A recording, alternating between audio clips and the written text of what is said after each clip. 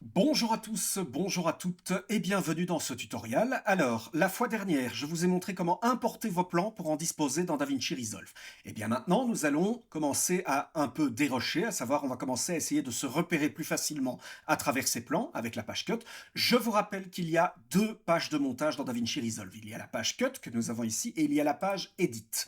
Alors, grosso modo, la page Edit est plus orientée montage cinéma. J'entends par là les longs métrages, les courts métrages fiction ou documentaires qui demandent beaucoup de préparation, beaucoup de dérochage, beaucoup de tests globalement de montage, beaucoup de versions différentes, etc. La page Cut ici est plus orientée montage télévision. J'entends par là montage capsule, documentaire ou reportage et surtout typiquement, vous voyez, le type de monteur qui va avoir beaucoup plus facile à travailler avec la page cut, ce sont les cadreurs monteurs pour le journal, donc type news. Typiquement, un cadreur monteur qui doit monter ses sujets pour le journal parlé du soir, il va avoir beaucoup plus facile à passer par la page cut. Toutefois, vous verrez que la page cut a des outils de dérochage, notamment de dérochage informatif qui ne sont vraiment pas élevés. C'est pour ça qu'ici, on va faire un petit dérochage et un premier fil rouge. Dans le prochain tutoriel, donc le prochain, on va s'attarder sur un dérochage complet de fiction avec la page média. On retrouve en fait toutes les fonctionnalités de la page média dans la page edit au niveau du dérochage. Donc ça, on verra dans le prochain tuto. Ici, on va maintenant un peu se concentrer à se repérer dans notre matière sur la page cut. Alors, tout d'abord, déjà, on a plusieurs manières d'afficher et de classer nos plans. Vous voyez qu'ici, donc, par exemple, si je switch, j'ai un mode par liste. Le mode par liste, il est surtout très utile si vous avez beaucoup de différents plans à gérer et que vous devez vous repérer, par exemple, au timecode ou aux informations qui ont été données sur les plans, sur votre caméra. Nous avons un mode vignette. Et donc, la vignette, là, à ce moment, on va avoir des images, donc des vignettes de nos différents plans, déjà plus facile, vous voyez, pour s'y repérer, hein, et on va pouvoir les survoler dès que je passe ma souris dessus. Oui, évidemment, si je ne me mets pas en clip, voilà. Et donc, on va pouvoir les survoler, comme ceci, vous voyez, pour pouvoir les parcourir plus rapidement. Alors, nous avons un mode strip comme ceci, donc qui est entre les deux, à savoir, on dispose des informations de métadonnées comme la vue par liste, et on dispose d'une vignette, comme la vue vignette, donc pour pouvoir en même temps parcourir nos différents plans, et en même temps avoir des informations si on a besoin d'informations de caméra, par exemple. À titre personnel, c'est la méthode d'affichage que je préfère. Moi, j'utilise toujours celle-ci. Et donc, on a également, ce qu'on a vu au début, le strip view. Le strip view, en fait, il est déjà assez pratique si vous désirez vous repérer et parcourir vos plans un peu plus précisément. Vous voyez, ce qu'il y a de bien, c'est que, par exemple, je peux monter, agrandir la fenêtre ici, vous voyez, et donc, en fait, avec le strip view, chacun des plans va prendre donc la longueur de la fenêtre. Ça nous permet déjà, vous voyez, de pouvoir regarder nos plans et de pouvoir déjà, avec un peu plus de précision, se repérer au niveau de chacun de nos plans.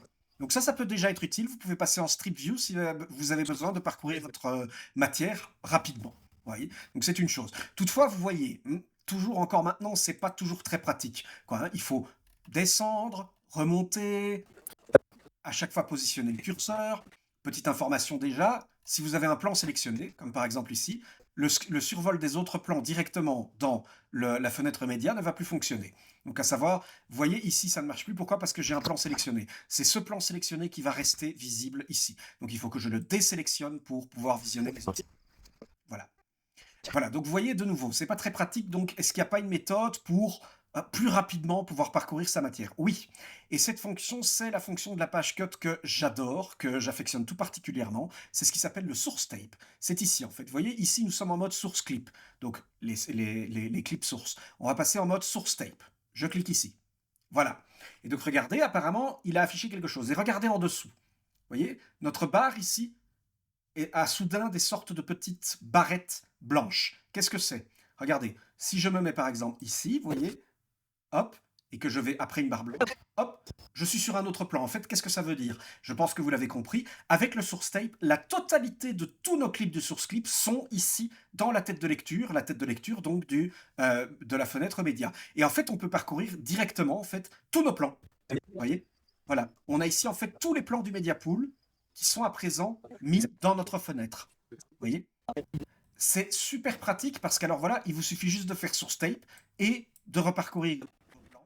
Et vous avez donc, vous pouvez directement repérer à votre image, à votre son. Alors, c'est pas tout, parce que regardez, quand je vais switcher de plan dans le source tape, regardez ce qui se passe dans la fenêtre, dans le media pool. Hop, vous voyez? Je vais passer sur un autre plan. Tchouk, voilà. En fait, directement, vous vous positionnez ici, clac, par exemple, et hop, vous avez directement repéré quel plan c'est au niveau de votre media pool. Très pratique. Et donc, il vous suffit maintenant de double-cliquer et vous pouvez retrouver ce plan sélectionné dans votre source clip. Je reviens sur Source Tape. Cela peut même être très pratique au niveau du dérochage fiction. J'entends par là notamment lorsque vous venez d'importer vos plans et que vous faites une première vision avec le réalisateur.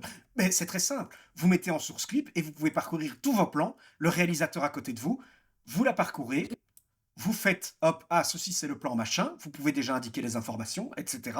Et donc, c'est vraiment, vraiment très, très, très pratique comme fonctionnalité. Évidemment, vous pouvez lire tous vos plans à vitesse normale. Je vais utiliser ici les raccourcis JKL. J'appuie une fois sur L. Il y a la vitre, donc du coup, vous voyez bien.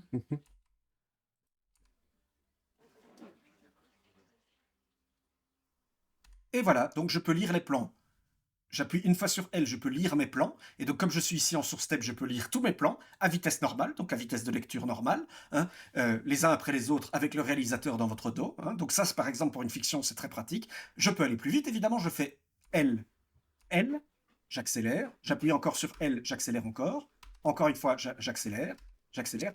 K, je me mets en arrêt sur image, donc je fais sur pause. Si je fais J, J, je suis en lecture arrière. Donc, je recule sur le plan. Et je peux évidemment, tout comme avec la lecture avant, faire J, J, J, J, J. Et à chaque fois, donc, à chaque fois que j'appuie sur J, j'accélère en vitesse arrière. Donc voilà, ça c'est le principe ici que vous allez pouvoir utiliser pour repérer vos plans, vos différents plans, grâce à cette fonction absolument magique qui est le source tape dans la page cut. Bien, et bien maintenant qu'on sait ça, je vous propose qu'on commence à faire un petit fil rouge de notre montage.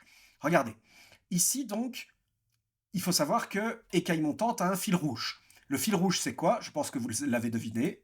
C'est l'interview de Steve. Steve va nous donner des informations. Il va commenter, donner des informations sur les différents reptiles. Et donc, tout ce que on va faire, c'est essentiellement baser la chronologie du montage, donc l'évolution de notre montage, avec quoi? Avec les informations que donne Steve. Donc ici, déjà, je vais aller chercher ici, dans mon source tape, des informations intéressantes que donne Steve.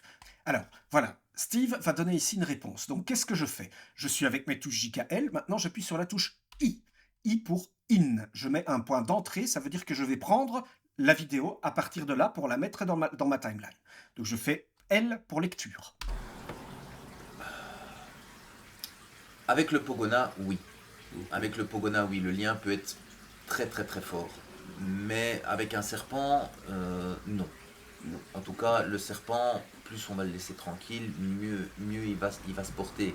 Mais il y a des espèces qui supportent très très bien la manipulation où, à partir d'un certain moment, il n'y a plus aucun stress pour l'animal d'être...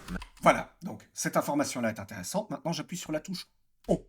O pour out. Et maintenant que j'ai sélectionné ça, eh bien c'est un clip que je peux positionner dans ma timeline. Donc par exemple ici, je vais clic maintien enfoncé, je glisse, et voilà, je peux positionner mon plan dans la timeline. Mais il y a plus simple. Je vais faire un CTRL Z. En fait, ici, donc, je suis sur mon source tape et je peux utiliser là la fonction append.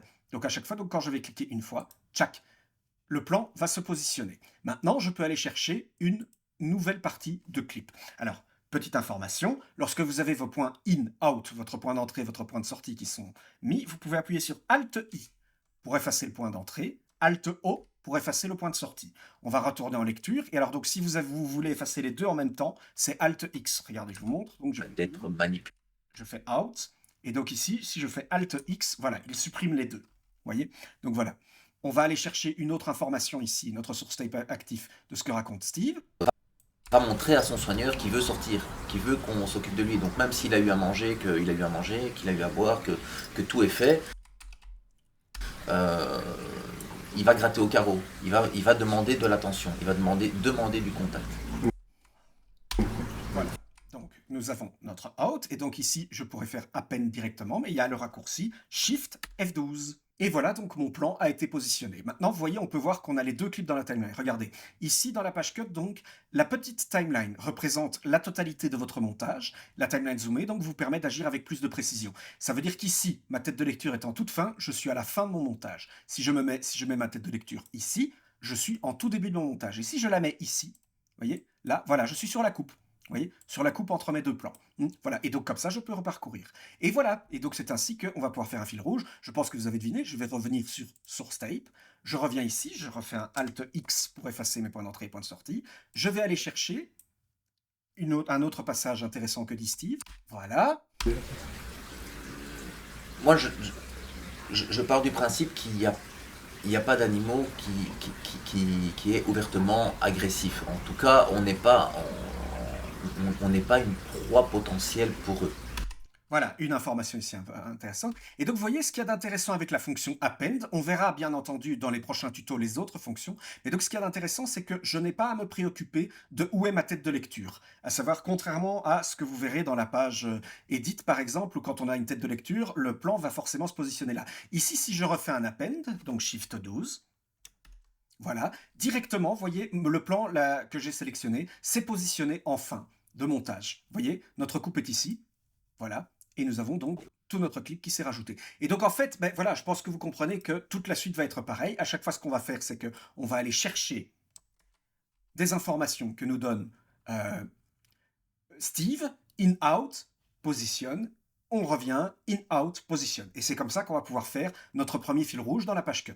Vous voyez que c'est assez pratique et qu'on n'a pas eu besoin de parcourir trop de matière pour déjà nous construire un fil rouge. Et donc que cette fonction source tape ici est particulièrement magique. Bien, ne vous en faites pas. On va voir tout ça, donc les outils de positionnement dans la timeline, les coupes, tout ça, on va voir ça bien en détail dans les prochains tutoriels. Ce sera tout pour aujourd'hui. Merci de m'avoir suivi et je vous dis à très bientôt.